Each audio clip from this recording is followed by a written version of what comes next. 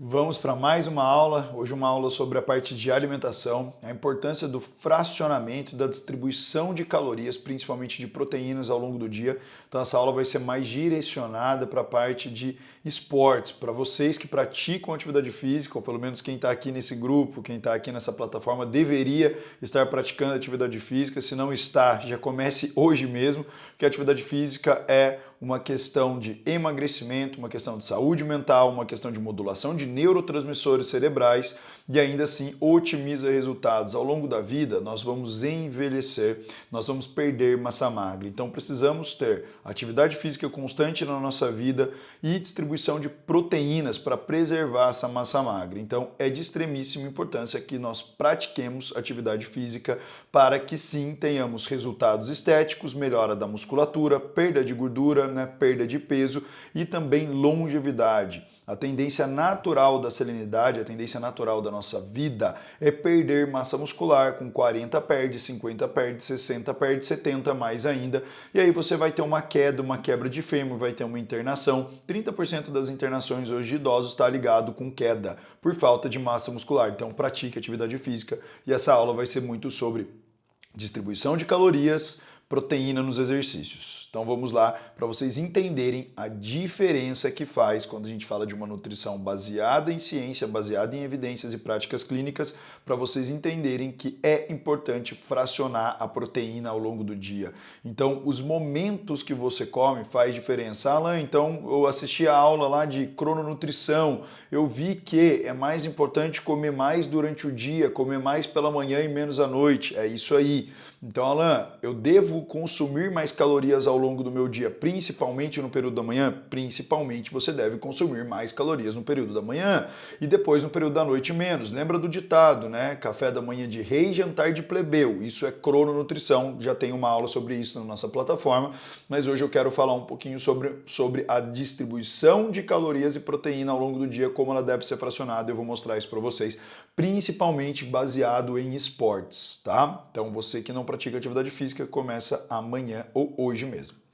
Então vamos aqui comigo, né? Distribuição de calorias ao longo do dia. A gente vai iniciar falando um pouquinho mais, né? Com um estudo aqui, tá vendo? A posição da Sociedade Internacional de Nutrição Esportiva nos momentos dos nutrientes. Está aqui o estudo, para quem quiser pegar depois, dar uma lida, dar uma pesquisada.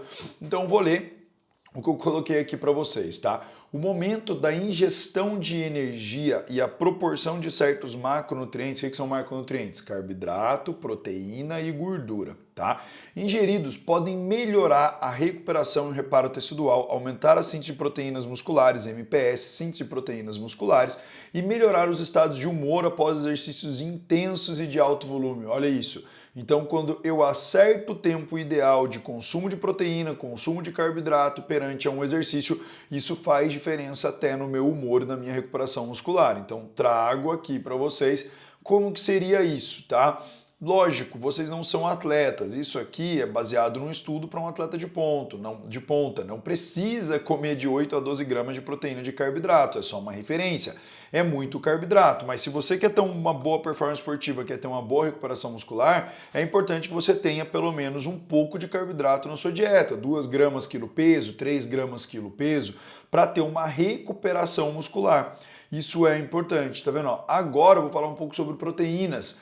Lembrando que proteínas aceleram o processo deixa eu puxar para cá. As proteínas aceleram, né, o processo de perda de peso, perda de gordura. Por quê? Proteína causa muita saciedade. Então, quando eu estou num processo de emagrecimento, qual é o principal macronutriente? Lembra? Carboidrato, proteína e gordura. Qual é o principal macronutriente para gerar processo de emagrecimento? Proteínas. Consuma proteína se você quer ter um bom emagrecimento, mantendo massa magra e tendo saciedade. Qual é o alimento que mais dá saciedade? Proteína. Tem uma aula também só de proteínas, vamos prosseguir aqui, vamos nos aprofundar um pouco mais para vocês entenderem melhor. Opa, vou voltar aqui e vou ler, tá?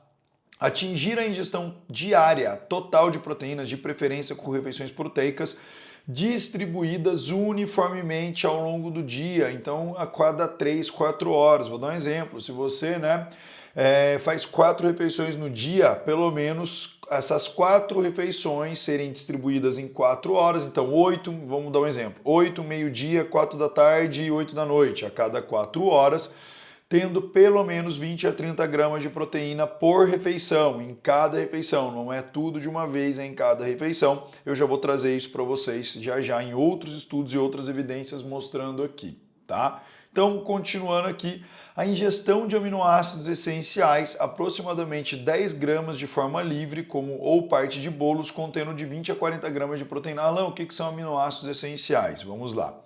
A gente tem leucina, isoleucina, valina, triptofano, são partes de aminoácidos essenciais. Por que eles são aminoácidos essenciais? E são de extrema importância para o seu cabelo, para a sua unha, para a sua pele e até mesmo para a sua parte de humor e principalmente para a sua parte de recuperação muscular, tá? Esses aminoácidos têm que ser consumidos através da nossa alimentação, nós não conseguimos produzi-los. E para que você tenha um bom aporte desses aminoácidos, você precisa consumir proteína, porque esses aminoácidos estão nas proteínas, correto? E ali, o que você precisa consumir? Proteínas ricas nesses aminoácidos, que são ovo, peixe, frango, carne, whey protein, proteína do colágeno tem um pouco menos, mas whey protein, derivados lácteos, iogurte também, tem muita leucina, que é um aminoácido extremamente importante para ter uma boa síntese de proteínas para dentro do seu músculo, tá?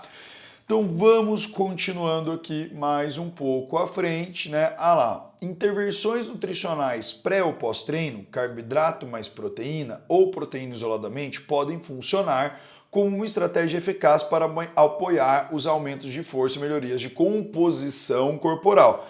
Alan, preciso sair chacoalhando a minha coqueteleira com whey protein depois de um exercício? Não! Você tem aumento da síntese proteica pós-exercício até 2 horas depois.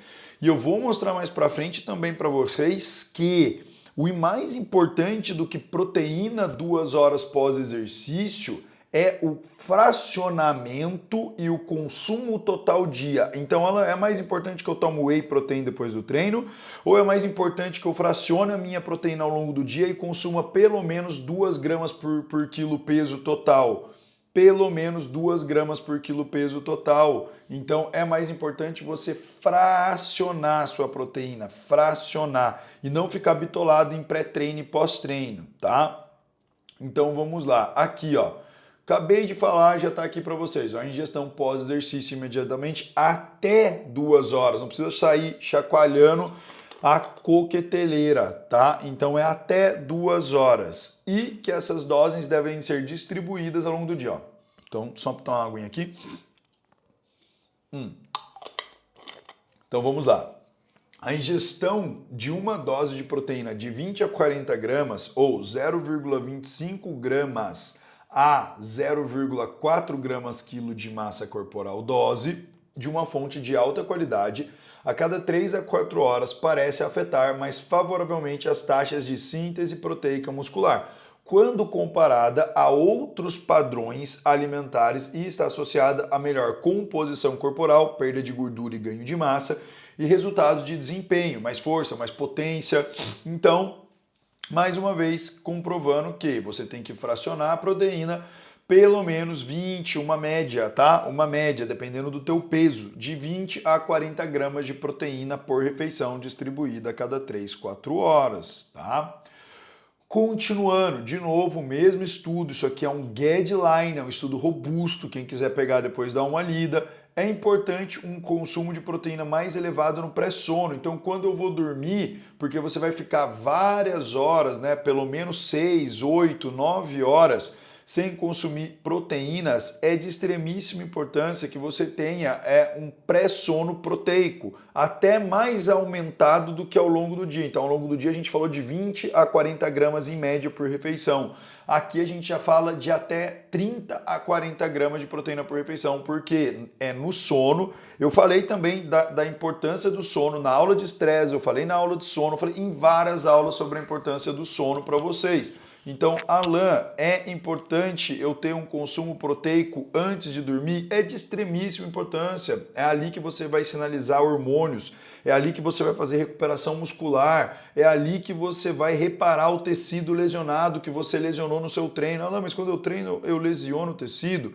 Quando você treina, você lesiona tecido muscular. Então você precisa consumir proteína antes de dormir, dormir adequadamente se você quer reparar o seu músculo, tá? Então, dois pontos importantes: consumo proteico e sono. De novo, voltamos lá para a base do sono. Então, continuando, Alan, qual é o total que eu devo consumir então? A gente já falou sobre a importância da distribuição, então a gente pode falar agora uma totalidade. Para aumentar a massa muscular e manter a massa muscular, por meio de um balanço proteico, consumo proteico positivo, uma ingestão diária total de proteínas na faixa de 1,4 a 2 gramas de proteína quilo peso é suficiente para a maioria dos indivíduos que se exercitam. Então a gente precisa estar pelo menos dentro desse range. Vou trazer vários estudos, vou trazer várias coisas ainda, estamos só no começo da aula, para vocês entenderem um pouquinho melhor sobre isso, tá?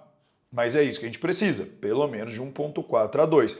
Agora eu vou além. Alan, eu estou numa dieta de déficit calórico, então eu gasto 2.000 calorias e consumo 1.500 calorias, uma dieta de déficit calórico, e eu quero acelerar o meu processo de emagrecimento, mas mantendo o máximo possível de massa magra. Trago de novo um guideline comprovando que o aumento proteico ajuda não só na saciedade a manter músculo, mas na perda, perdão, pessoal, mas na perda de gordura. Vou ler.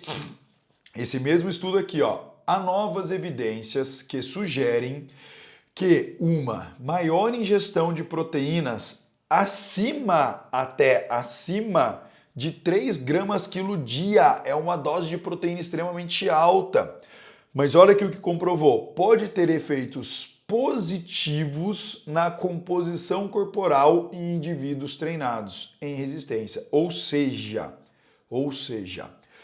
promover a perda de massa gorda. Então, Alan, você está querendo dizer que quando eu consumo uma dieta mais rica em proteína, isso favorece eu a perder gordura? Favorece você perder gordura, tá?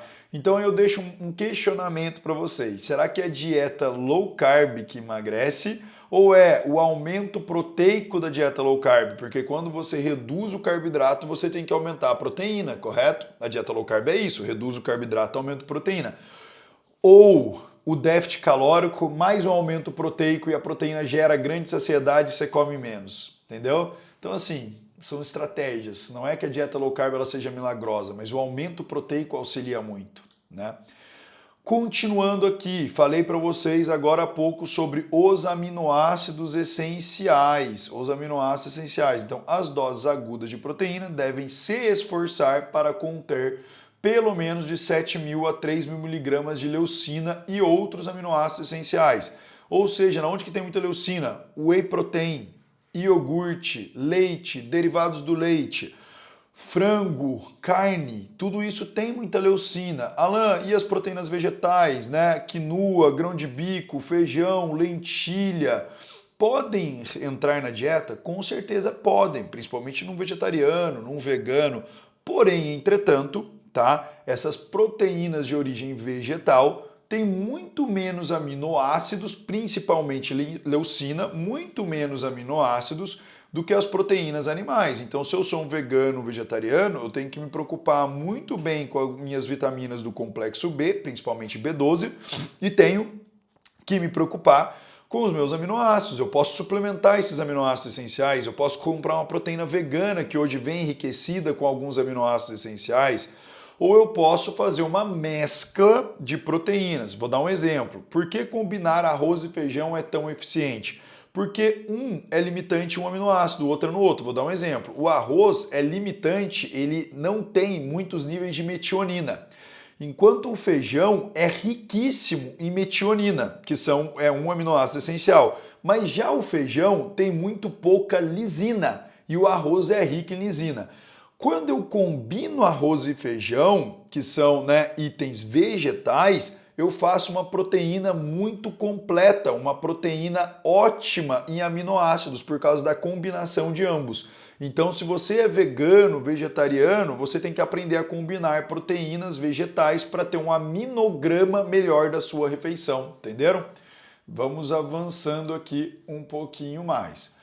O período de tempo ideal, aquilo que eu falei lá no começo da aula, o período de tempo ideal para ingerir proteína é uma questão de tolerância individual, porque o mais importante é fracionar proteína nas 24 horas, pelo menos a cada 3, 4 horas ao longo do dia em média. Então vamos lá, uma vez que os benefícios são derivados da ingestão pré ou pós-treino, no entanto, o efeito anabólico do exercício é duradouro, pelo menos 24 horas. Mas provavelmente diminui com o aumento do tempo pós-exercício. Então lembra que eu falei daquelas 2 horas? Parece ser que quanto mais longe do treino, você terminou o seu treino, quanto mais tempo você demora para consumir proteína, menor vai ficando a sinalização proteica. Então até 2 horas depois do treino é interessante que a gente consuma alguma proteína. Isso ajuda na recuperação muscular e até mesmo no ganho de massa muscular, tá? Continuando aqui, já falei um pouquinho para vocês, então vamos lá, vou resumir só. O consumo de proteína antes do sono demonstrou aumentar a síntese proteica muscular para dentro do seu músculo durante a noite e o metabolismo da manhã seguinte de forma aguda. Então o que a gente tem com isso? Que é importante consumir proteína à noite, né, para ajudar na síntese proteica muscular, mas eu vou além. Melhorou o metabolismo da manhã seguinte. O que a gente quer dizer com isso? Consumir proteína antes de dormir, no pré-sono, melhorou o processo metabólico, melhorou o metabolismo. Então, consumam proteína de maneira adequada antes de dormir. Isso vai ajudar no período da manhã, você não vai chegar morrendo de fome, vai ter um melhor controle na hora do seu café da manhã. E vai melhorar o perfil do seu metabolismo, acelerar o metabolismo. Não, eu quero acelerar o metabolismo, então consuma proteína. Sabe qual é o melhor termogênico que existe? Proteína e atividade física. Melhor que qualquer cafeína, melhor que qualquer termogênico milagroso que você procure. Então consuma proteína, né, ao longo do seu dia e consuma proteína no seu pré-sono é o melhor termogênico que você possa ter, o melhor investimento que você possa ter. Ah, Alan, mas eu quero comprar o termogênico Megalabuster de R$300. Invista em proteína que você goste. Compra lá um filé mignon, compra uma tilápia para você conseguir comer mais proteínas, que são proteínas um pouco mais caras, mas vale a pena você investir numa proteína de qualidade que vai fazer você comer mais gostoso e comer melhor proteína do que você investir num termogênico milagroso que não vai mudar muita coisa. Então, vamos lá. O que eu falei e volto a repetir, agora um outro estudo, uma meta-análise, um estudo extremamente eficiente, né? Estudo de alto impacto e relevância. Então, o efeito do time protein, da distribuição de proteína no músculo e na força, né? Aqui, ó, músculo strength and hypertrophy. Então, o estudo feito para aumento de força e hipertrofia. Então, vamos lá. O protein time, ou seja, o consumo rápido dentro de um determinado período de pré, durante ou após o exercício não é tão importante na determinação da força e hipertrofia. Lembra que eu falei? Para de bitolar em pré-treino e pós-treino. Vamos vir para cá. Presta atenção aqui. Se você não come uma dieta adequada, não faz uma distribuição proteica ao longo do dia, não tem uma dieta, né, com pelo menos 1,4, 2 gramas de proteína por quilo peso, esquece pré-treino e pós-treino. Pré-treino e pós-treino hoje assim, vai servir para alguém muito de ponta, talvez a cereja do topo do bolo para algum atleta muito de ponta. Eu trago aqui, ó, o total de proteínas dia é um forte preditor para o processo de hipertrofia.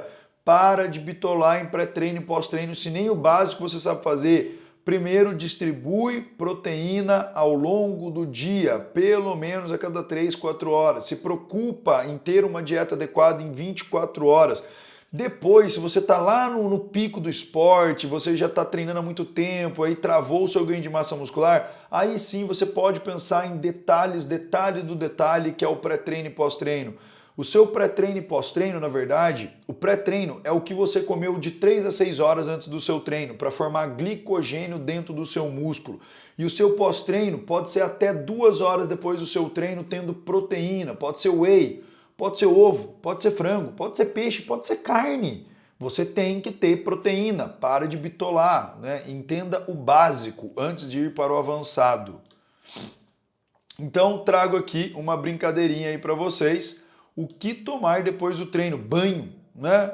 Não precisa sair chacoalhando novamente coqueteleira. Vai lá, toma o seu banho, chega na sua casa tranquila e aí depois sim você vai lá e prepara o seu arroz com frango ou prepara a sua vitamina com leite vegetal, morango e whey ou prepara a sua tilápia com purezinho de mandioquinha, o que te agradar, tá?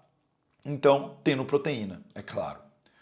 Proteína e caloria. Aqui eu trago várias revisões de literatura por Lemon e outros, Quader, Phillips, Lemon de novo, Campbell, vários estudos mostrando a recomendação proteica diária. Então aqui nesse estudo 1.6 a 1.7, nesse outro estudo de 1.3 a 1.8, aqui de 12 a 15% do valor calórico total, de 1.6 a 0.8, de 1.5 a 2. Ou seja, o que a gente tem de literatura é pelo menos, tá? Aqui tá errado, pessoal, é de 1.4 a 2 gramas de proteína por quilo peso dia, tá? Isso é o mínimo que a gente tem que consumir se eu quero recuperar o músculo, emagrecer, né? Para quem treina, proteína para esportes. E aí agora eu vou trazer um outro estudo comparando para vocês, ó, o efeito do time e da distribuição proteica durante um período prolongado de recuperação muscular, tá? Então aqui, ó, como que eu distribuo? Então o objetivo do estudo, determinar a quantidade e o momento da ingestão de proteína após uma única sessão de treinamento resistido, né? Talvez uma musculação aqui de treinamento resistido, ideal para promover a resposta anabólica durante todo o dia. Como que eu fraciono, distribuo essa proteína e quanto que eu tenho que comer depois do treino para ter uma resposta anabólica durante todo o dia? O que é resposta anabólica? Construção de músculo, tá? Construir músculo, anabolismo. E aí eu vou quebrar essa aula aqui, vai ter a parte 2 dela, então fique de olho que vai ter a parte 2, porque senão vai ficar muito longa, vai ficar muito maçante, é um assunto um pouquinho mais complexo, então a gente vai ter a aula 2 de proteínas e possivelmente a aula 3, né, dessa questão de distribuição de proteínas no exercício e também da distribuição de calorias no exercício. Então fique aguardando aí a próxima aula, vejo vocês na aula 2.